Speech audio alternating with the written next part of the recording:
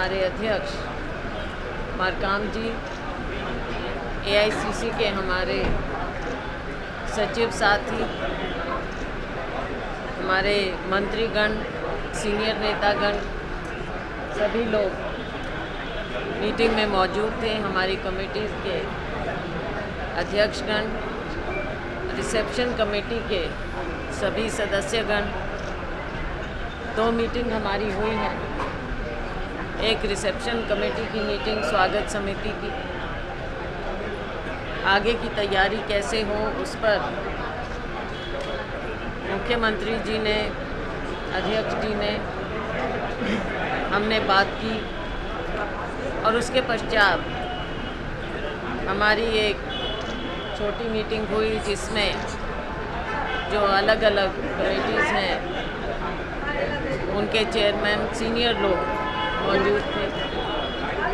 उसमें विस्तार से चर्चा हुई है कि तैयारी कैसे हो रही है। हमारे 85वें महाधिवेशन की तैयारियों से अवगत कराया गया। अभी हम साइट विज़िट के लिए भी जाएंगे और कल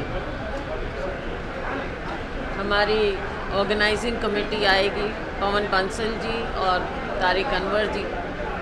कल उनके सामने भी प्रेजेंटेशन दी जाएगी और कल फिर साइट विज़िट होंगी। हमें खुशी है कि तैयारियां ज़ोर शोर से चल रही हैं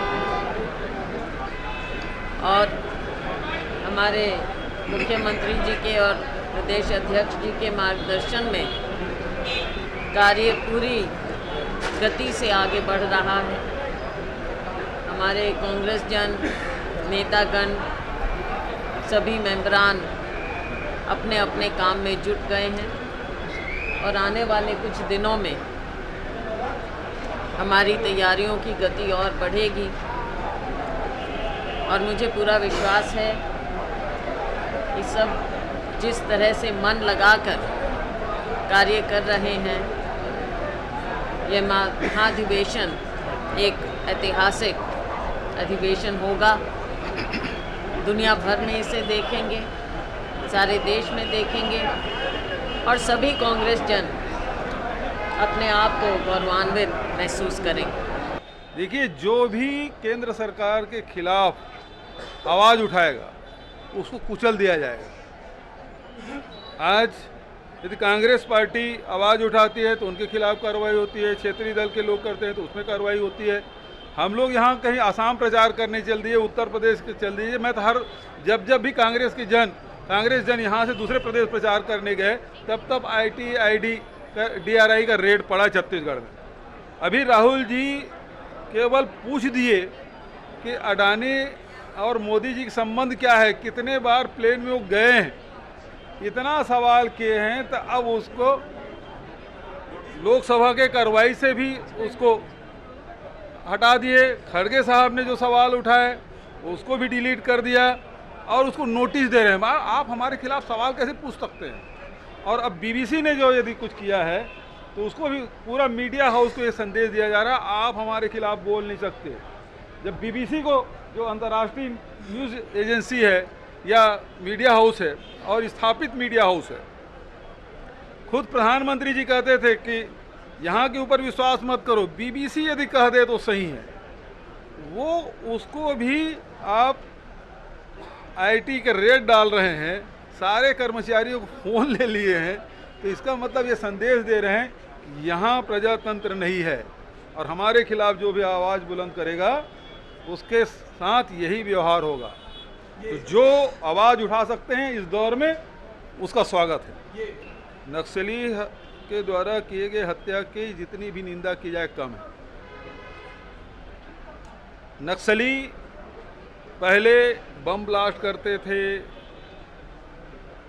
कैंपों पे हमला करते थे, आज उसकी कमर टूट गई है। अब वो कैंपों पे हमला नहीं कर पाते क्योंकि अब हमारे जवान उनके मान में घुस के हमला करते हैं। अब परिस्थिति बदली है। उसके बाद ये सिमट भी गए हैं। अब वो कहीं कहीं जाके छिटपुट अपने अस्तित्व को बताने के लिए वो हत्याएँ कर रहे हैं। नक्सली सिमट भी गए हैं, कमज़ोर हुए हैं। भारतीय जनता पार्टी आंदोलन कर रहे हैं, उनकी पार्टी है, उनका निर्णय है, उसमें हमें कुछ नहीं कहना है।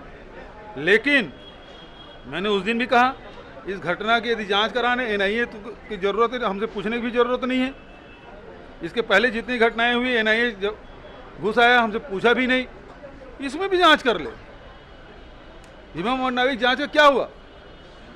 और उसके पहले झीरम घाटी के घटना घटी जिसमें हमारे प्रथम पंक्ति के सारे नेता शहीद हो गए, उसके बारे में एनआईए की रिपोर्ट क्या है? और इसमें षड्यंत्र नजर आ रहा है रमन सिंह जी को, भारतीय जनता पार्टी को, और हमारे प्रथम पंक्ति के सारे नेता शहीद हो गए। और हम लोग चीख चीख के कह रहे हैं इसमें ये राजनीतिक आपराधिक षड्यंत्र है, तब वो मौन रहे। और आज इसमें उनको षड्यंत्र नजर आ रहा है, बिल्कुल जांच कराए। सेंट्रल एजेंसी कौन रोक रहा है? जांच कराए ना। लेकिन अब वो राजनीतिक लाभ उठाने के लिए, यही रमन सिंह जी कहते हैं, इसमें राजनीतिक चश्मा से नहीं देखना चाहिए। सैकड़ों बयान होंगे उसके, और आज खुद आंदोलन कर रहे हैं। क्या चाहते हैं? इस बताने क्या मतलब है? सवाल इस बात का है कि इन 4 वर्षों में आदिवासियों की जमीन नहीं ली गई। भारतीय जनता पार्टी के शासन में हजारों एकड़, हेक्टेयर कहूँगा, हजारों हेक्टेयर जमीन आदिवासियों से छीन ली गई।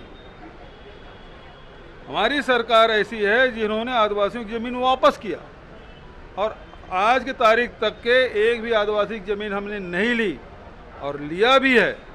ये तो 2 गुना कर दिए थे, हम 4 गुना के हिसाब से मुआवजा दे रहे हैं। यदि कहीं ज़रूरत पड़ी तो हम ये भी 4 गुना दे रहे हैं मुआवजा, जो सेंट्रल गवर्नमेंट, जो यूपीए सरकार में जो ज़मीन अधिग्रहण बिल पास हुआ था उसके हिसाब से दे रहे हैं।